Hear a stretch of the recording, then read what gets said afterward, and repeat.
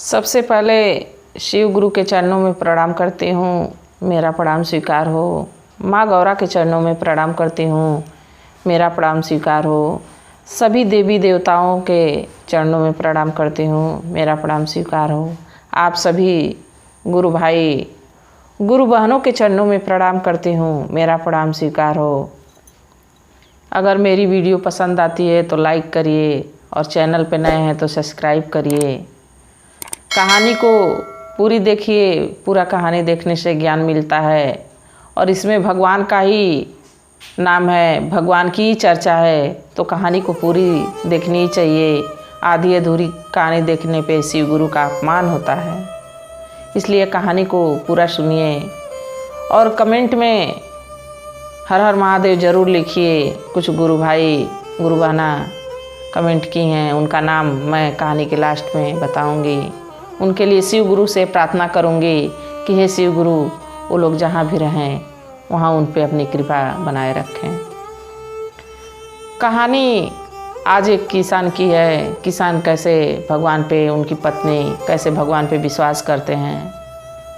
जो भगवान पे विश्वास और भरोसा रखता है उसका साथ भगवान भी देते हैं, जो मेहनत करता है उसका साथ भगवान भी देते हैं। तो एक किसान थे, उनका नाम शिवराम था और उनकी पत्नी थी गंगा।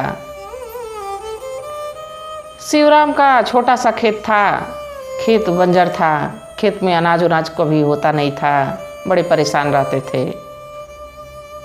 वो मेहनत मजदूरी करते थे, बाजार में जाते बोरा वोरा ढोते, कुछ पैसा मिलता तो ले आते, उसी से घर खर्ची दोनों पति पत्नी का चलता। बाकी पति पत्नी बहुत अच्छे थे, दोनों अपना गृहस्थी जो है मिलजुल के बढ़िया से चलाते थे। और उनकी पत्नी थी, वो भगवान की बहुत बड़ी भक्त थी। भगवान को बिना भोग प्रसाद लगाए वो खाना नहीं खाती थी। जब वो रोटियां बनाती थी, खाना बनाती थी, जब रोटी बनाती थी तो 2 रोटी भगवान भोलेनाथ के लिए, एक माँ गौरा के लिए, एक भगवान भोलेनाथ के लिए निकालती थी और 2 रोटी विष्णु भगवान और माता लक्ष्मी के लिए निकालती थी और 1 रोटी ब्रह्मा जी के लिए निकालती थी। और उस रोटी को भोग लगाने के बाद गाय को खिला देती थी, उनकी गैया थी उसी को खिला देती थी। उनका रोज यही काम था, 5 रोटियां बनाती और वो गाय को खिला देती भोग लगाने के बाद, और जो बचता पति पत्नी खाते। तो इसी तरह चलता रहा। एक दिन उनके पति की नज़र पड़ गई, घर पे थे, उनकी नज़र पड़ी कि मेरी पत्नी रोटी बना रही है, आटा गूँथी है, रोटी बना रही है। रोज़ खाना थोड़ा कम ही रहता है और रोटी बना रही है तो 2 रोटी किसके लिए निकाल रही है, फिर 2 रोटी किसके लिए निकाल रही है, फिर 1 रोटी किसके लिए निकाल रही है, और निकालने के बाद कुछ देर के बाद ले जाके गाय को खिला दे रही है। तो पूछे कि हे भाग्यवान, ये तो ठीक बात नहीं है कि मैं इतना मेहनत मजदूरी करके, इतने मेहनत से बोरा ढोता हूँ, मेहनत करता हूँ और जो पैसा कमा के लेके आता हूँ उससे जो है अनाज पानी लाता हूँ, और तुम रोटियाँ बनाती हो तो आधे आटे की रोटी तो तुम गैया को खिला देती हो, आधा आटा बचता है तो उसमें से हम दोनों खाते हैं। तो पत्नी कही कि ऐसा है प्रभु कि 2 रोटी मैं भगवान भोलेनाथ और माता पार्वती के लिए बना के दे देती हूँ और 2 रोटी एक विष्णु भगवान और एक माता जी के लिए, लक्ष्मी माता के लिए, 2 रोटी उन लोग की और 1 रोटी ब्रह्मा जी की। मैं ये 5 रोटियां जो है रोज़ उनको भोग लगाती हूँ और गैया को खिला देती हूँ। तो कहे बताओ, इतना मेहनत करके मैं लाता हूँ और तुम गैया को खिला देती हो, ये तो ठीक नहीं है। तो पत्नी कही, बड़े प्यार से समझाई पति से अपने कि देखिए, आज तो आपका ताकत है, शरीर में ताकत है, आज काम चल रहा है, आप कमा धमा रहे हैं, तो कुछ भगवान के लिए अगर जो भोग लगा देते हैं तो अगर जो जिस दिन आप नहीं कमाएंगे, चाहे जिस दिन आप नहीं रहेंगे, उस दिन भगवान का भोग कैसे लगेगा। आज भगवान को इसलिए मैं खिलाती हूँ कि उस दिन कम से कम भगवान हम लोग की भोजन की व्यवस्था करेंगे। तो पति समझदार था, समझ गया, कहा कि ठीक है भगवान, तुम तो मेरी आंखें खोल दी। देखिए प्रभु ऐसे हैं कि वो भाव के भूखे होते हैं, वो भोजन के भूखे नहीं होते हैं, फिर भी श्रद्धा मन में रहनी चाहिए। अगर जो हम भगवान के लिए थोड़ा चलते हैं तो भगवान हमारे लिए इतना चलते हैं कि हमको समझ में ही नहीं आता है कि प्रभु कब हाथ सिर पे रख दें। तो गंगा बिचारी ऐसे ही करती रहीं। शिवराम अपना जो ले आते उसमें से भगवान का भोग लगाती, इसके बाद अपना खाती पीती। उन लोग के कोई बच्चे नहीं थे, कोई संतान नहीं थी, संतान उन लोग की कभी हुई ही नहीं। दोनों पति पत्नी इसी तरह अपनी गृहस्थी को चला रहे थे। एक दिन शिवराम की तबीयत खराब हो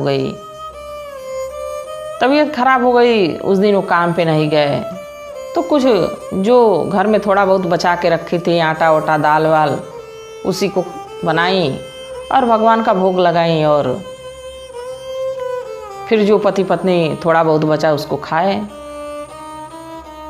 तो देखिए गरीबों के घर में कभी कभी ऐसा हो जाता है कि एक टाइम किसी तरह नमक रोटी मिल जाए, दूसरे टाइम के लिए सोचना पड़ता है।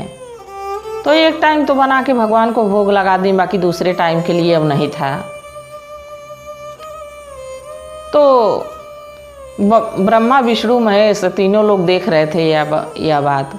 कहे कि अरे ये तो ब्रह्मा जी कहे विष्णु भगवान से, भगवान भोलेनाथ से कि आज तो हम लोग की शिष्या जो है बड़ी परेशान लग रही है। रोज़ हम लोग को भोग लगाती थी, रोज़ हम लोग को खाना खिलाती थी, और आज तो खुद परेशान है, उसके लिए खाने के लिए है नहीं, तो हम लोग को क्या खिलाएगी। उसका पति भी बीमार है, हम लोग को उसकी मदद करनी चाहिए। तब भगवान भोलेनाथ कहे कि सही बात बोल रहे हैं ब्रह्मा जी, मदद तो करनी चाहिए। विष्णु भगवान भी कहे हाँ मदद तो करनी ही चाहिए। अगर जो हमारा शिष्य परेशान है तो हमको तो भाई मदद करनी पड़ेगी। तो भगवान भोलेनाथ कहे कि ऐसा है कि उसके खेत में अनाज नहीं होता है, खेत बंजर है। मैं जो है किसान बनता हूँ और जाके उसमें हल चलाऊँगा, उस खेत में बुआई करूँगा। और विष्णु जी से कहे कि आप इंद्र भगवान से कहिए कि बारिश कराएं और इतनी बारिशों की फसल अच्छी हो जाए। और ब्रह्मा जी से कहे कि ब्रह्मा जी आप अन्नपूर्णा माता से कहिए कि उस खेत में इतना अन्न हो कि इन लोग की गरीबी दूर हो जाए। तो ब्रह्मा जी कहे ठीक है, विष्णु भगवान भी कहे ठीक है। तो देखिए महादेव जो है किसान बन के और धरती पे आते हैं। देखिए भक्तों की मदद करने के लिए, भक्तों का साथ देने के लिए प्रभु को धरती पे भी आना पड़ जाता है। कभी कभी ऐसा रूप बनाना पड़ जाता है कि जिसको देख के ना आप समझ सकते हैं ना हम समझ सकते हैं, उनकी लीला तो वही जाने। तो प्रभु जो है भगवान भोलेनाथ किसान बन के धरती पे आए और खेतों में हल चलाए और खेतों में बीज की बुआई कर दिए। उधर शिवराम धीरे धीरे कई दिन बीमार रह गया, कुछ समय ज़्यादा ही बीत गया, काम पे नहीं जा पाता था। तो गंगा जो थी अगल बगल अपना झाड़ू पोछा बर्तन मांजती, उसी से जो आता थोड़ा बहुत उसमें से अपना गुजारा करती थी। बाकी तब भी वो भगवान का भोग बिना लगाए और खाती नहीं थी। जो भी अपना ले आती उसमें से थोड़ा भगवान को बनाती और 3 जगह उन लोग को भोग लगा देती। इसके बाद अपना भोजन जो है करती, अपने पति को देती। ऐसा ही करती रही। एक दिन रात को गंगा जो सोई तो रात में उनके सपने में आता है कि ये गंगा, भगवान भोलेनाथ सपने में आए, कहे हे गंगा उठो और जाके देखो तुम्हारे खेत में अनाज ही अनाज है, पूरा खेत तुम्हारा अनाज से लहलहा रहा है। गंगा के झटके से नींद खुलती है, अपने पति से कहती है, पतिदेव उठिए, कितना दिन आप बीमार रहेंगे, अब हम लोग को कोई मेहनत मजदूरी करने की ज़रूरत नहीं है। अरे भगवान मेरे सपने में आए थे, भोलेनाथ मेरे सपने में आए थे और उन्होंने कहा है कि खेत जो है अनाज से लहलहा रहा है, चला जाए खेत को देखने। तो पति भी कहता है कि हाँ भाग्यवान, चलो देखा जाए, नहीं भी होगा तो मेहनत मजदूरी किया जाएगा, उसी खेत को फिर से उपजाऊ बनाया जाएगा। दोनों पति पत्नी खेत पे जाते हैं तो देखते हैं पूरा खेत अनाज से भरा हुआ लहलहा रहा है चारों तरफ। इतना अनाज कि वो लोग कभी अपने जीवन में देखे ही नहीं थे, इतना अनाज था। बड़े खुश हुए कि भगवान भोलेनाथ आपने तो हमारी नैया पार कर दी। शिवराम कहे कि भाग्यवान तुम सही कहती थी कि भगवान जिस दिन आप नहीं कमाएंगे, जिस दिन आपका हाथ पैर नहीं चलेगा, उस दिन ज़रूर भगवान कोई व्यवस्था करेंगे। तो ये तो भगवान व्यवस्था कर दिए हम लोग की।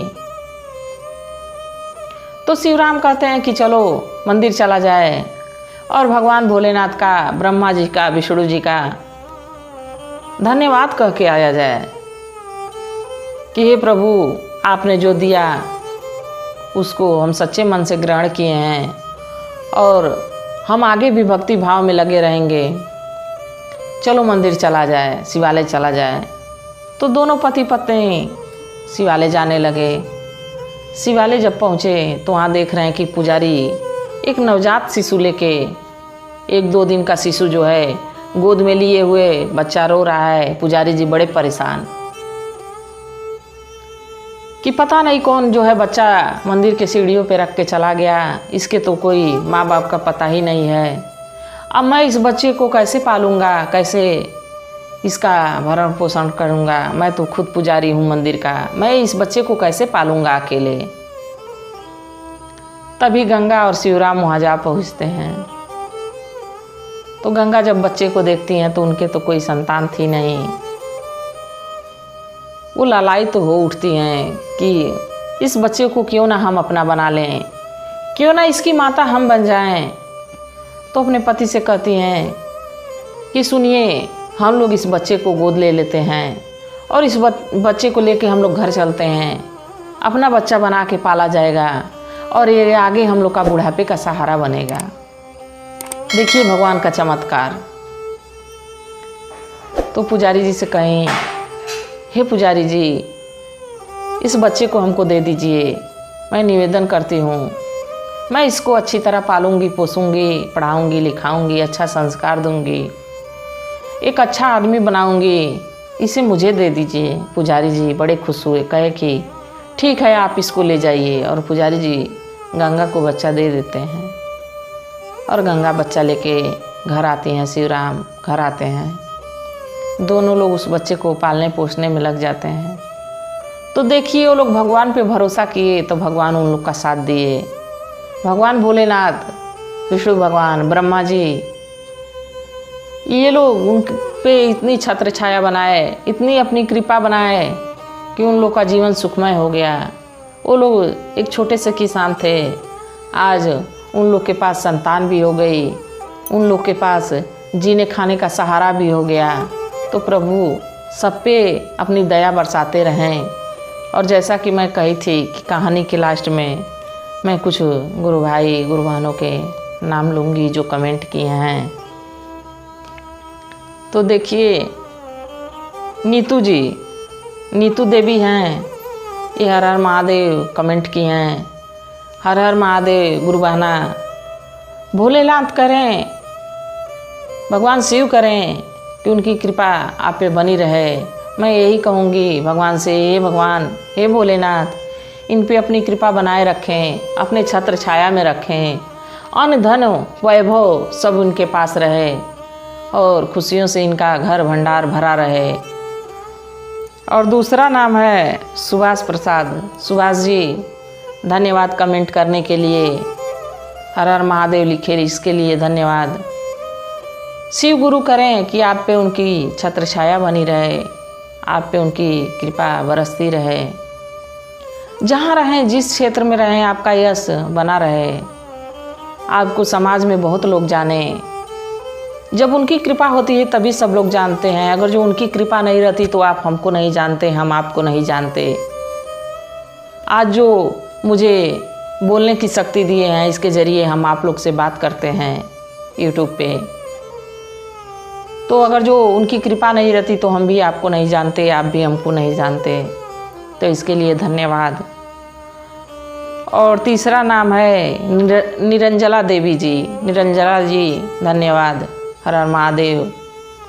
भगवान भोलेनाथ करें कि आपका घर खुशियों से भरा रहे, धन संपत्ति भरी रहे। भगवान भोलेनाथ की कृपा आप पे बनी रहे।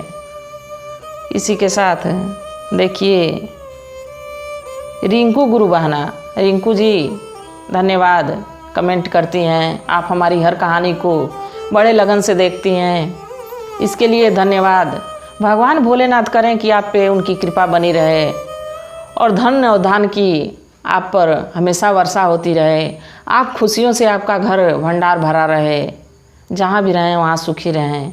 इसी के साथ कहानी यहीं समाप्त हुई और आप लोग जहाँ भी रहें वहाँ पे सारे लोग खुश रहें। कहानी सुनने वाले, कहानी देखने वाले सारे लोग जहाँ रहें वहाँ खुश रहें। इसके साथ हर हर महादेव।